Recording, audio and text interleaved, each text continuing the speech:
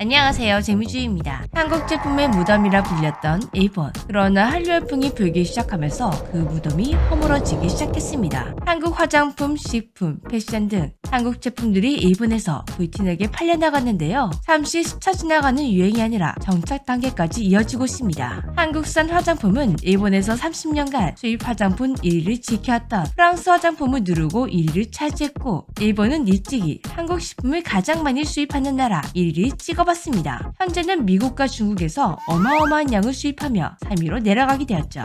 한국 패션을 찾는 일본 상사들이 많아지며 한국 패션 브랜드들의 일본 진출이 가속화되고 있는데요.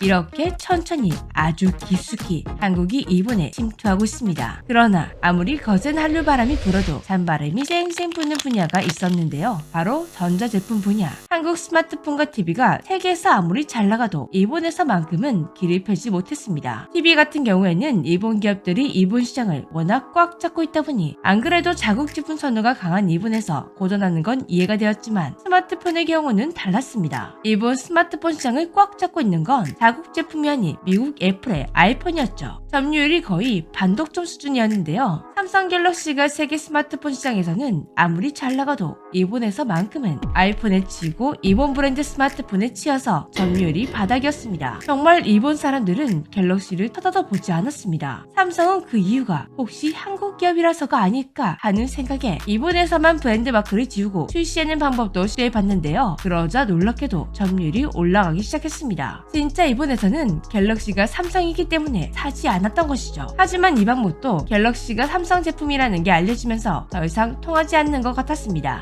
그냥 일본 시장을 포기해야 하나 싶을 정도로 미미한 점유율이 이어졌는데, 최근 일본에서 놀라운 소식이 날아들었습니다. 2022년 일본 스마트폰 시장에서 브랜드별 점유율이 발표되었는데요. 그런데 삼성의 점유율이 두 자릿수인 10.5%였습니다. 일본 스마트폰 브랜드들을 다 제치고 2위를 차지한 것인데요. 1분기에만 100만 대 이상이 판매되었다고 합니다. 여기서 더 놀라운 사실은 갤럭시 S23부터 다시 일본 시장에도 삼성 로고를 각인한 제품이 출시되고 있는데 판매량은 계속해서 증가했다는 것입니다. 일본에서는 갤럭시를 써보고 좋다는 입소문이 돌면서 더 많은 일본인들의 갤럭시를 선택하게 된 것이었는데요. 특히 갤럭시 폴드 시리즈가 대체 불가능하다는 것이 점유율 상승에 한몫했다고 합니다. 삼성은 이 기세를 타고 물 들어왔을 때 노를 젓고 있습니다. 특히 이분의 인기 드라마에 적극적으로 마케팅했는데요. 미스터리라 하지 말지어라의 주인공의 핸드폰이 갤럭시 Z 폴드 3고, 소년탐정 김전일 실사화 드라마에 갤럭시 Z 플립과 갤럭시 S 시리즈가 출연하고 있습니다. 그리고 최근 몇 년 새 일본 연예인들이 방송이나 SNS에서 갤럭시를 사용하고 있는 모습이 자주 포착되고 있는데요.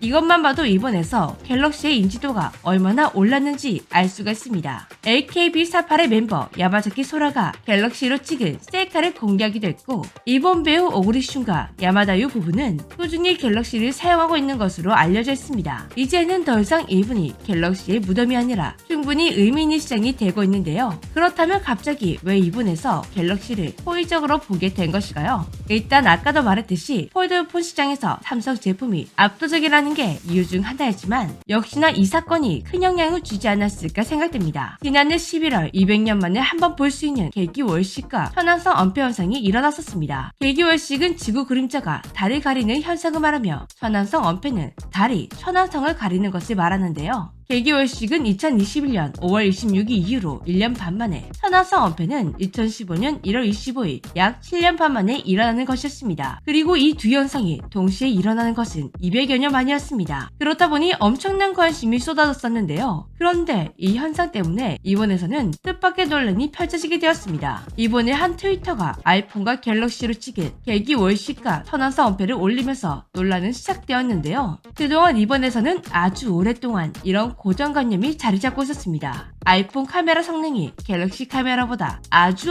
월등하다. 이 고정관념은 시장에 고스란히 적용되어 아이폰은 오랜 세월 일본 스마트폰 시장에서 독보적인 점유율 1위를 지켰습니다. 그러나 트위터에 올라온 월식 사진은 일본인들의 고정관념을 무참히 깨버렸습니다. 아이폰 13 프로맥스와 아이폰 14 프로맥스, 구글 픽셀 7, 갤럭시 S22 울트라. 일본인 트위터는 이렇게 4개의 기종으로 월식을 찍어 비교를 했는데요. 결과는 갤럭시 S22 울트라의 압승이었습니다. 누가 봐도 갤럭시의 사진이 월등히 뛰어났죠. 이 사진을 찍은 트위터는 아이폰 유저인데 이런 말을 남겼습니다. 이번 개기월식으로 배운 거 아이폰 그만 써야 되나? 한국인도 아니고 일본인이 직접 비교해서 게시한 트위터다 보니 더 화제가 되었는데요. 이렇게 기술을 직접 피부로 느끼다 보니 일본에서 갤럭시에 대한 생각이 바뀔 수밖에 없었던 것 같습니다. 무덤까지 개척해 나가는 갤럭시의 놀라운 근황, 정말 대단하고 뿌듯한데요. 하지만 지금 의외로 갤럭시가 고전하고 있는 시장이 있습니다. 다름 아닌 우리 한국이라고 하는데요. 최근 한국 10대와 20대들이 갤럭시를 기피한다는 사실이 드러나며 한국 사회에 큰 충격을 주고 있습니다.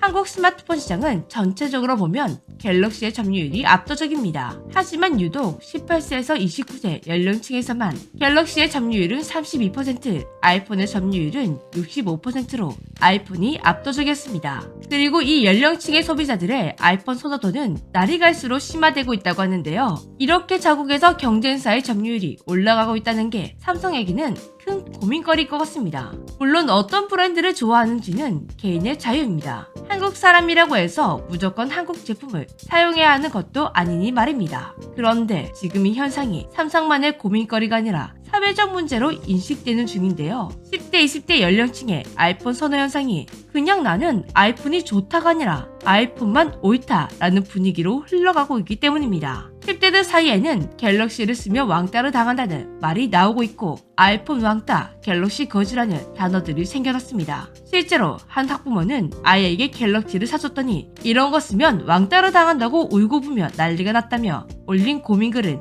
이 문제의 심각성을 느끼게 해주었는데요. 더 문제는 점점 아이들이 저가형 아이폰은 안 되고 무조건 프리미엄 라인의 제품을 고집하고 있다는 것입니다. 특정 스마트폰 브랜드를 선호한다는 문제를 떠나 벌써 가격과 브랜드로 아이들의 계급을 나누는 이 현실이 참으로 씁쓸한데요. 스마트폰 하나 때문에 왕따로도 이어진다니 진짜 이 문제는 삼성이 아니라 교육계에서 더 주목해야 되는 문제가 아닐까 생각됩니다. 전문가들도 큰 우려를 표하고 있습니다. 지금 학생들의 일반적인 아이폰 선호 현상은 성인들이 명품을 선호하는 문화가 아이들에게도 투영되고 있는 것으로 해석할 수 있다고 합니다. 과거에는 그 대상이 신발과 가방, 옷이었지만 이제는 스마트폰까지 번지고 있는 것이라고 하는데요. 이런 문제를 방지하기 위해서는 반드시 학생들에게 올바른 소비 교육을 해야 한다고 강조하고 있습니다. 지금 일어나고 있는 문제를 보니 어른은 아이의 거울이라는 말이 확 와닿습니다.